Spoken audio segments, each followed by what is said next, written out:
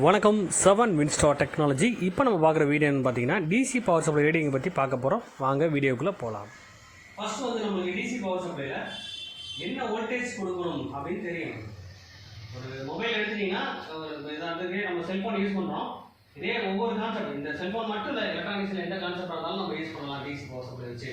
அப்போது ஃபஸ்ட் நம்மளுக்கு cellphone voltage 3.7 4.1 தான் மொபைல் யூஸ் பண்ணுறதே வோல்டேஜ். அப்போ வோல்டேஜ் நம்ம அட்ஜஸ்ட் பண்ணி வச்சுக்கணும். 3.7 4.2 அட்ஜஸ்ட் பண்ணி வச்சுக்கணும். அது மெயினாக ஃபஸ்ட்டு நம்ம பண்ணிக்கணும். ரெண்டாவது, அதுக்கு என்ன ஆம்பியர் கொடுக்கணும்னு தெரிஞ்சுக்கணும். அப்போ ஒவ்வொரு மொபைலுக்கு பார்த்தீங்கன்னா ஆம்பியர் வித்தியாசப்படும். அப்போ கரெக்டாக அந்த பேட்டரியில் என்ன ஆம்பியர் கொடுத்துருக்காங்க அப்படின்னு சொல்லி உங்களுக்கு தெரிஞ்சுக்கணும். அந்த ஆம்பியர் தான் அட்ஜஸ்ட் பண்ண வேண்டியது இருக்கும். அப்போ நம்ம குறைஞ்சது 500 மில்லி ஆம்பியர்லேருந்து எடுத்துட்டு அதிகபட்சம் 5 ஆம்ப் வரைக்கும் யூஸ் பண்ணக்கூடிய கான்செப்ட் தான் நம்ம டிசியில் யூஸ் பண்ணிக்கலாம். பெரும்பாலும் 500 மில்லி ஆம்ப் பொதுவாக நம்ம செல்லுக்கு யூஸ் பண்ணக்கூடிய கீபோர்ட் ஃபோன்லாம் யூஸ் பண்ணிக்கிறோம்.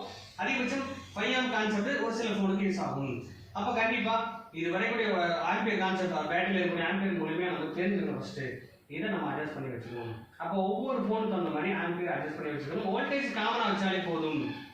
அப்போ டிசி பவர் சப்ளை வச்சு நம்ம ஃபோனில் என்ன கம்ப்ளைண்ட் இருக்கு கூட ஈஸியாக தெரிஞ்சுக்க முடியும். அப்போ ஆம்பியர் ரீடிங்கை வச்சு நம்ம ஃபோன் ஆனில் இருக்கா, டெட்ல இருக்கா, இல்லை ஷார்ட் ஆகிருக்கா, இல்லை சாஃப்ட்வேர் கம்ப்ளைண்டா, எந்த இடத்துல பிரச்சனை இருக்கு, இந்த செக்ஷன்ல பிரச்சனை இருக்கு, சிபியூல பிரச்சனை இருக்கா, ரேம்ல பிரச்சனை இருக்கா, இஎம்எம்ஸ்ல ப்ராப்ளம் இருக்கா, இல்லை யூபிஎஸ்ல கம்ப்ளைண்ட் இருக்கா, இல்லை சர்க்யூட்ல டோட்டலா எந்தெந்த இடங்கள்ல லீக்கேஜ் இருக்கு, ஷார்ட் இருக்கு அப்படின்ற முழுமையான விஷயம் டிசி பவர் சப்ளை வச்சு கண்டிப்பாக கண்டுபிடிச்சலாம்.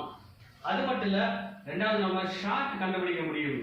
இது ஷார்ட் கிளியராக கூட யூஸ் பண்ணிக்கலாம்னு சொல்றேன். இப்போ ஷார்ட் கண்டுபிடிச்சோம், அதை கிளியர் பண்றதுக்கும் ஷார்ட் கிளியராகவும் கண்டிப்பாக இது வேலை செய்யும். அப்போ சாஃப்ட்வேரை வேலை செய்யறதுக்கு என்ன வோல்டேஜ் கொடுக்கணும், எந்தெந்த இடங்களில் எவ்வளோ வோல்டேஜ் வரும், அப்போ சாஃப்ட்வேரோட நாலேஜ் கண்டிப்பாக தெரிஞ்சிருக்கணும். அப்போ ஒவ்வொரு செக்ஷனுக்கு தகுந்த மாதிரி வோல்டேஜ், ஒரு சில இடங்களுக்கு ஒரு வோல்டேஜ் கொடுத்துருப்பாங்க, அந்த இடத்துல ஷார்ட் ஆயிடுச்சுன்னா இந்த மாதிரி வோல்டேஜ் நம்ம டிசியில் அட்ஜஸ்ட் பண்ணணும். அதே மாதிரி சில இடங்களில் அதிகபட்சம் ஒரு 3.7 வரும், அந்த இடத்துல பிரச்சனை ஆயிடுச்சுன்னா எந்த வோல்டேஜ் நம்ம கொடுக்கணும். ப்ளஸ் ஒவ்வொரு ரீடிங் கான்செப்டை பற்றி ஆல்ரெடி நான் பிடிஎஃபாக கொடுத்துருக்கேன். நான் அந்த பிடிஎஃப் ரெஃபர் பண்ணாலே உங்களுக்கு ஐடியா கிடைச்சிடும். அதை பற்றி விஷயங்கள் தான் வீடியோ ஒன்று வேணால் கொடுக்க போகிறேன். வீடியோஸ்லாம் வேணும்னா வாட்ஸ்அப் நம்பரை காண்டாக்ட் பண்ணுங்கள்.